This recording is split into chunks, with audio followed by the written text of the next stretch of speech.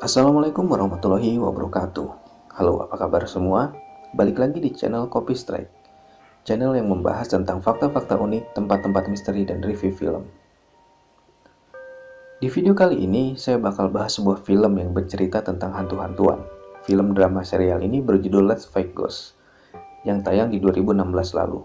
Tanpa banyak basa-basi lagi, ayo kita lanjut ke alur ceritanya. Tapi sebelum itu, silakan subscribe dan nyalakan notifikasinya biar channel ini semakin berkembang.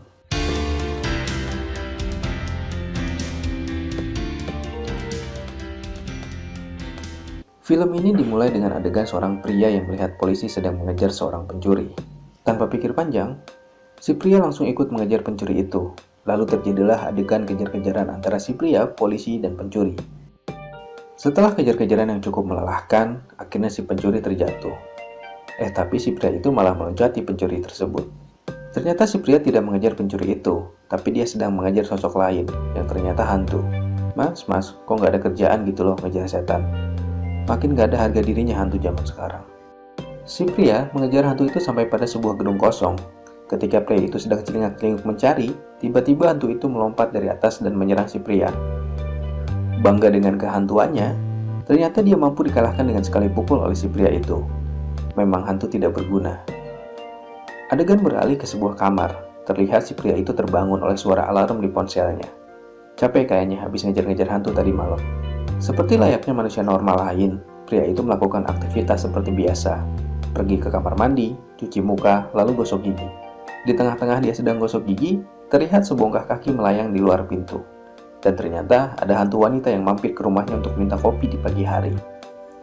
Bukannya langsung pergi ke dapur, si hantu itu malah masuk kamar mandi dan menggoda pria tadi. Si hantu itu bertanya beberapa kali, apakah pria itu melihat dirinya. Dan ternyata, pria itu memang bisa melihat hantu. Tak ragu, si hantu wanita itu mengeluarkan nafas naga dari mulutnya.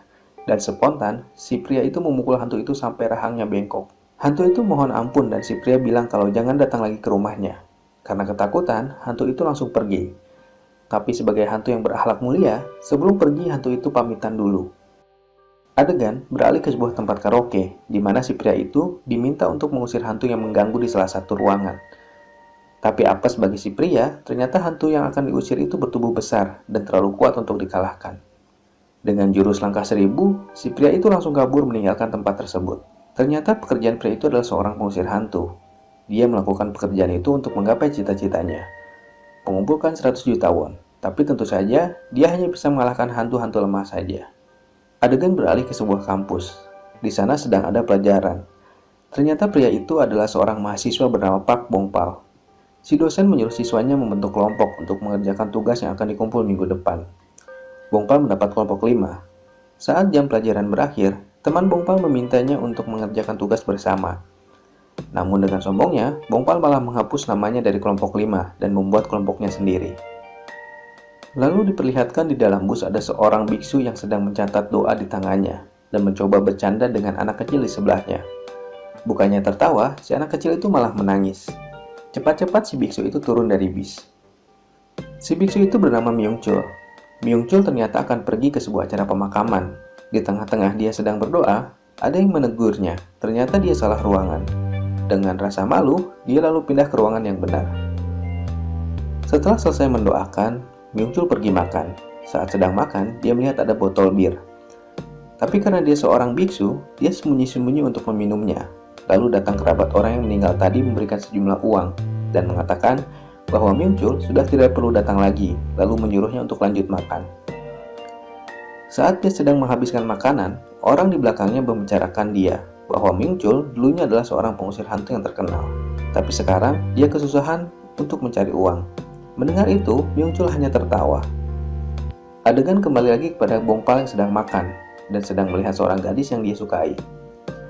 Di tengah-tengah lamunan Bongpal, datanglah 2 orang seniornya.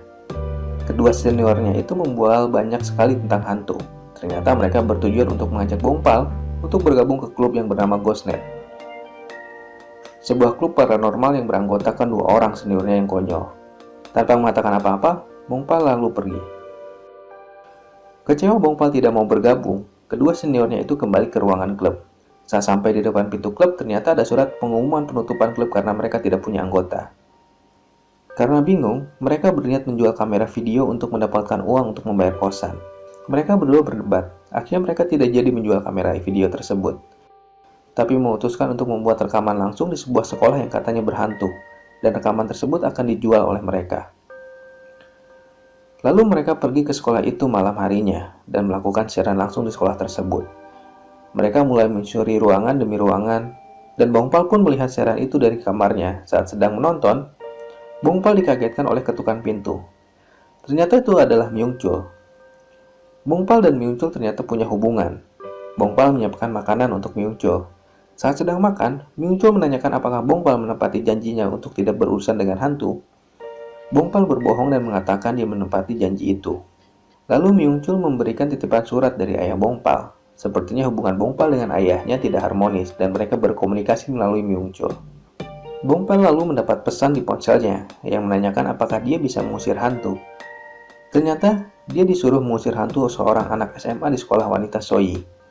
Sekolah yang sama dengan seniornya yang sedang siaran langsung tadi. Orang yang meminta tolong itu menjanjikan bayaran 10 juta won jika dia bisa datang malam itu juga. Tanpa pikir panjang, Bong Pal langsung setuju dengan penawaran tersebut. Bong Pal lalu pergi, tapi dia lupa kalau Myung Chul ada di rumahnya. Lalu dia berbohong pada Myung Chul dan mengatakan akan pergi ke tempat belajar.